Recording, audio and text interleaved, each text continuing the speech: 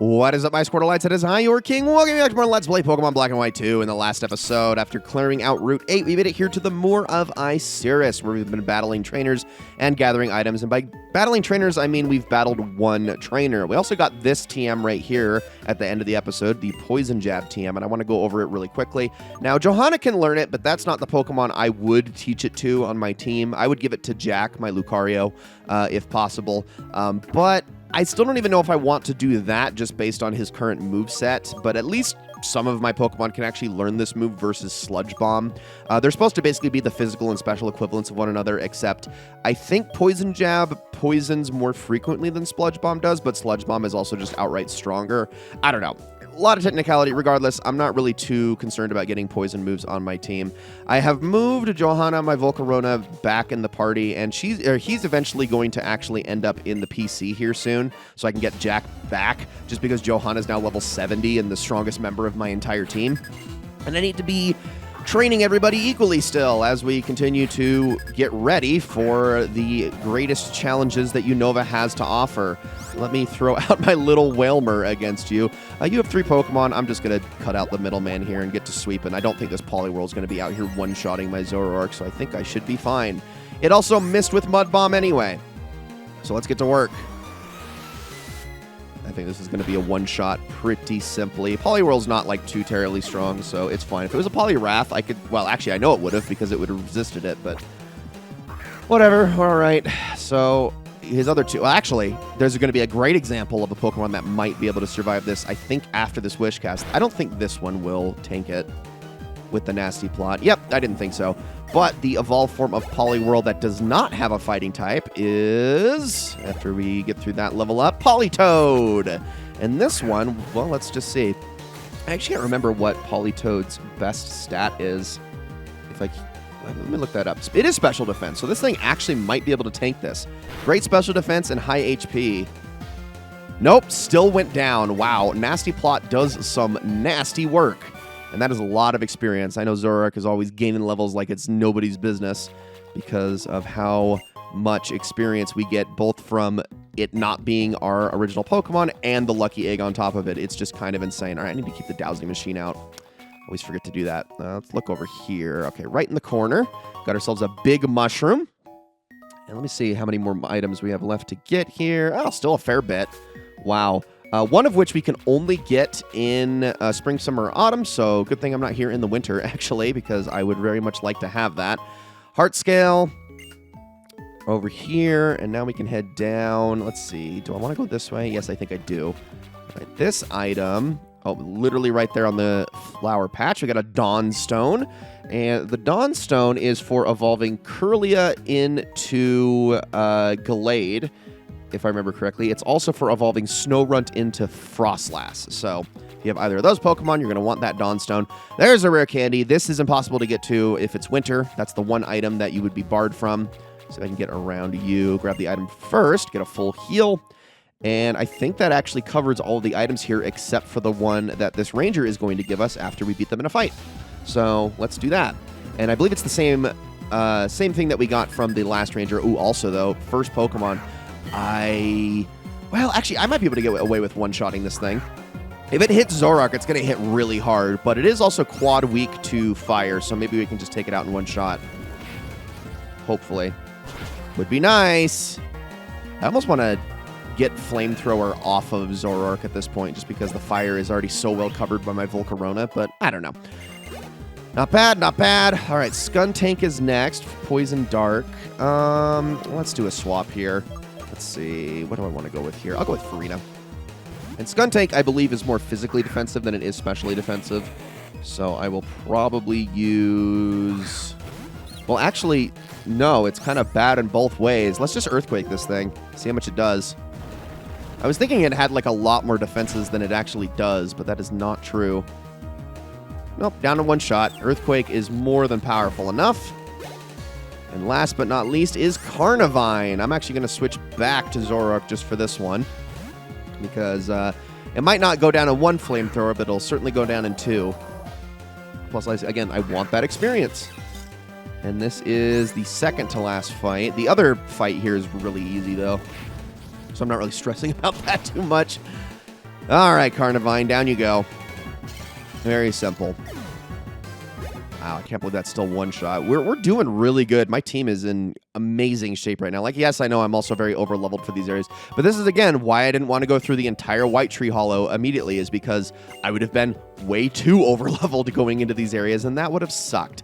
All right, there you are. You are last. So let's battle. And throwing Zoroark up against these, it's not ideal, but it's fine. I think I can get away with it. I'll just, just for good measure, I'm probably just going to Nasty Plot and then just Dark Pulse my way through it. Well, I don't know. Should I even Nasty Plot? Let's just Dark Pulse and see what this does. If the Corphish doesn't go down in one hit, which I think it will, then I will Nasty Plot. There's just one Pokemon a little bit later on that I'm a little more worried about than Corphish, and more worried about than this one, Poliwag.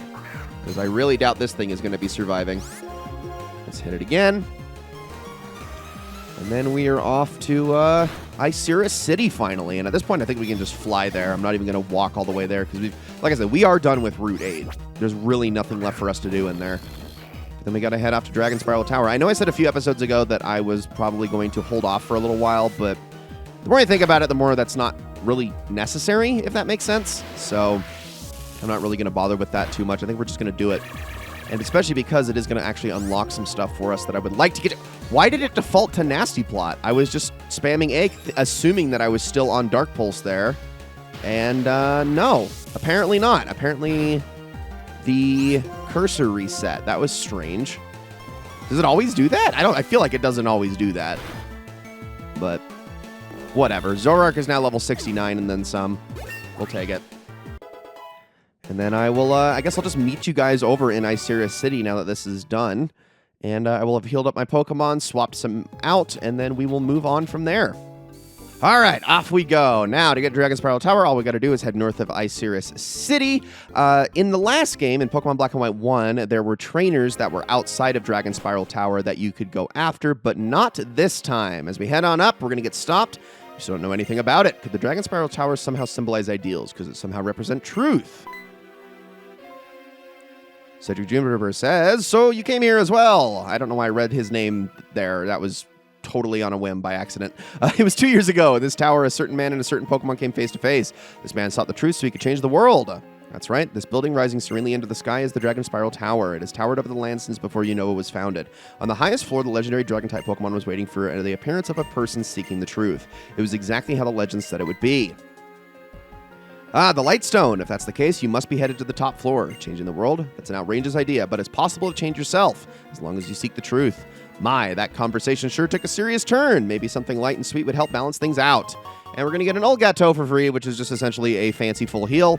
Be seeing you. Now, for completing the Pokedex's sake, there are actually a lot of Pokemon here in and around Dragonspiral Tower that have not been available up to this point, but almost every single one of them, in fact, as far as I can tell, all of them are Pokemon that are all Gen 5 decks only. So ones we covered in my first Let's Play, nothing new to cover here. But I do want to go over them because a lot of them cannot be found anywhere else.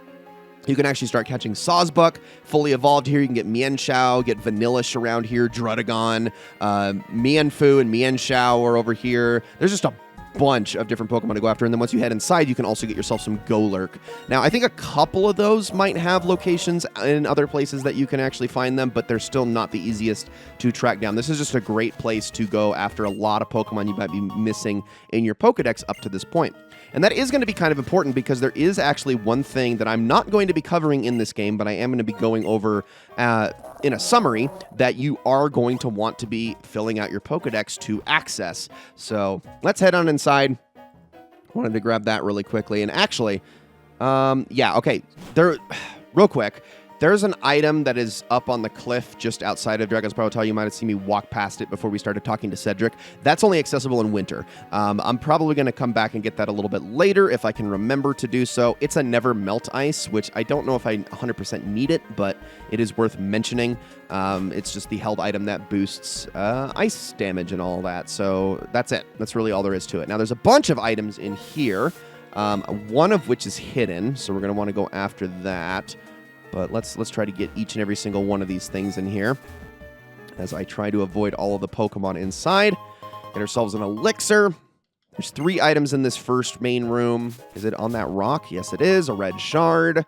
And then the last one is an Ultra Ball, if I'm not mistaken. So get all those, and then we'll head out to the 3rd floor. Now, there's some really important items that are in here that you're going to want to make sure that you get, especially if you're transferring legendaries up into this area. Also, I could have strength with that rock, but I honestly don't care because I was going after the items anyway. Let's continue. All right, so which path is first? Yeah, I'm just going to keep going around in circles until I grab everything in here, which there's only 2, actually. We got the protein hair. We'll take that. Again, I'm pretty sure I can't give that to any of my team members anyway, but it's still nice to have it. And then we're going to get ourselves the shiny stone, once again, for evolving Roselia into Roserade, which, again, harkening back to my Platinum playthrough and how difficult that was to do. But now we can head up to the next floor, and I'll keep those repels active so I don't run into any Pokemon. And up here is where you're going to find some really important items, if I can go through the door properly. So all the way up this way, keep following it around. And eventually it's going to loop back all the way over, and we're going to want to head down here. And look at that, there's just 3 items sitting here. Okay, I am so sorry about that cut, but I had a technical issue right when I was grabbing those items. So what I'm going to do is we're just going to go over each of them individually. They are the 3 items that are related to the 3 legendaries from Pokemon Diamond, Pearl, and Platinum. You got the Grizius Orb, which boosts the power of Giratina's Dragon and Ghost moves. The Adamant Orb for boosting Dialga's Dragon and Steel moves. And the Lustrous Orb for boosting Palkia's Dragon and Water moves. Just given to you for free. Of course, the Pokemon are not actually obtainable in this game, but they wanted to make sure that you actually had access to their special items to make use of them. Now, we still got a few more left to grab, so let's continue on over this way here in the circular room. This is, I believe, the last major chamber before we make it to where we need to actually activate the light stone. So let's head on over, not that way. I'm going to go here and then around. Yes, please. Keep that active. What do we got for this one? We get ourselves TMO2 Dragon Claw, which I have already taught to Farina, but we can just take a look and see who else is able to learn this move. We already know how good this move is. Base power at 80. Just a very strong, outright, powerful move. Honestly, wow, no one else can learn it. And I honestly don't think Volcarona or Samurott can either. So, yeah, that's probably it. But, the more I think about it, the more I'm like, wow, Dragon Claw is just the dragon type equivalent to strength, isn't it? Same amount of power, same amount of power points. Just that one is an HM and the other one's not. But, yeah, they do functionally the exact same thing, just with a different type. And there we go. That is all of the... Okay, no, there is actually a couple other main chambers. I was incorrect. So let's keep going up. We're going to get ourselves a Comet Shard here. One of the highest selling items in the game. Remember who we're supposed to sell that to as well, which is actually the ore collector in the Pokemon Center in Icera City. And then there is one more in here, and I need a dowsing machine for it somewhere. There it is. Oh, but as we head in, Lightstone, it's trembling inside the bag. Take the Lightstone out of the bag. I'm going to say no. Oh, I can't. Wow, I can't go any further without it, so I'm going to have to get the Comet Shard after. Well, all right. I know this episode is just about done, but we're going to do this fight. Let's begin. Yes.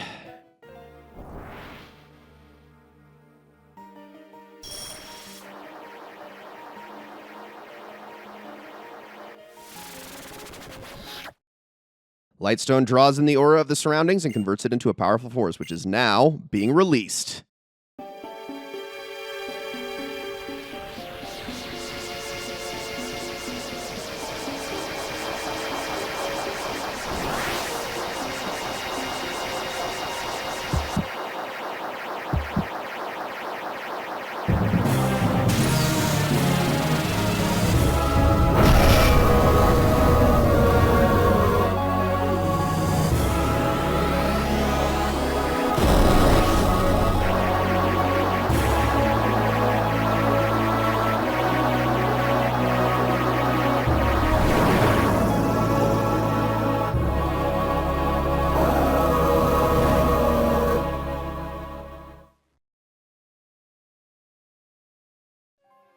And now, let's challenge Reshiram. One last time, once and for all, we now have the ability to catch this thing, so let's catch it. And I feel like we already gave Reshiram the fight that it wanted. This time, I'm going to make things just a little bit easier. So Reshiram's Triple Blaze activates. It has the same moves as that it had when we were fighting it while N was still taking care of it. But this time, I'm going to use a Master Ball. And only because there are no roaming Pokemon in this game. I have no reason to save my Master Ball for any of those sorts of Pokemon, which is what I would generally recommend you save the Master Ball for, just because they can be the hardest to track down over and over again and the most frustrating to catch. But in this case, the game is actually going to give us 2 Master Balls this time, and I feel like it's only fair that we use one of them on one of the most powerful Pokemon in the entire game. Obviously, you're not going to be catching Zekrom in this game because you should already have it from Pokemon Black and White 1. You're meant to be able to transfer it up to here and then have both if need be. Reshiram has recognized you as the new hero. That's right. As a trainer with a will strong enough to change the world, I have something to tell you. Go to the Giant Chasm. Kyurem has returned. That's what my friend has told me. May, the world that you desire for Pokemon and humans, I look forward to seeing how full of love that world is. Someday, Pokemon and humans will be bound together without Pokeballs. They will simply trust and help one another. Make that kind of world. Okay, Ann. I'll do my best, but I don't know how much I can do. I am just a Let's Player after all. We're going to take a Comet Shard, the last one here, the final item here in Dragonspiral Tower. And ladies and gentlemen, that is going to be it for this episode of Let's Play Pokemon Black and White 2. I hope you all enjoyed it very, very much. In the next episode, no, we're not going off to Giant Chasm. Instead, we are going to be heading off to Castelia City to cross the Sky Arrow Bridge and start to make our way through the remainder of the routes here. Giant Chasm is going to be one of our last stops in this Let's Play. So, for now, I bid you farewell. See you all on the next one.